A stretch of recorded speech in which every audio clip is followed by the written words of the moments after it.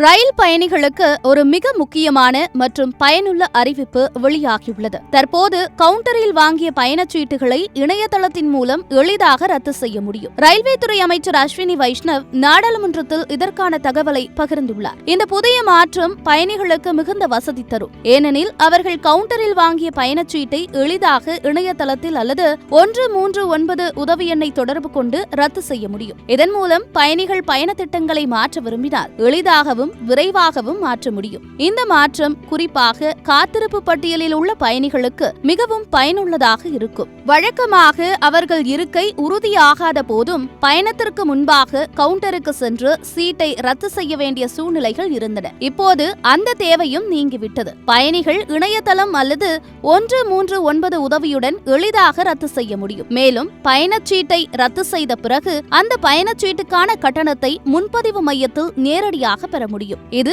பயணிகளுக்கு மேலும் எளிதாக்கப்பட்ட முறையாக இருக்கின்றது. இவையெல்லாம் பயணிகளின் வசதிக்காகவே முன்னெடுக்கப்பட்டவை. 2015ஆம் ஆண்டு வெளியிடப்பட்ட ரயில்வே விதிகளின்படி கவுண்டர்களில் வாங்கப்படும் பயணச்சீட்டுகளை குறிப்பிட்ட கால வரையறைக்குள் எந்த பிரச்சனையும் இல்லாமல் ரத்து செய்ய முடியும். இந்த புதிய முறையில் பயணிகள் கவுண்டரில் வாங்கிய பயணச்சீட்டுகளை குறிப்பிட்ட கால வரையறைக்குள் இணையதளத்தின் மூலம் எளிதாக ரத்து செய்ய முடியும். இந்த வசதி மூலம் பயணிகளுக்கு பயண திட்டங்களை விரைவாக மாற்றவும் தேவையான தகவல்களை எளிதாக பெறவும் முடியும். இந்த புதிய மாற்றம் பயணிகளின் பயணங்களை எளிதாக்கும் வகையில் அறிமுகப்படுத்தப்பட்டுள்ளது. பயணிகள் தங்கள் பயணத்தின் போது எதிர்கொள்ளும் சிக்கல்களை குறைக்க இந்த மாற்றம் மிகுந்த உதவியாக இருக்கும். இதன் மூலம் பயணிகள் தங்கள் பயணங்களை சரியாக திட்டமிட்டு அவற்றை எளிதாக மாற்றிக்கொள்ள முடியும்.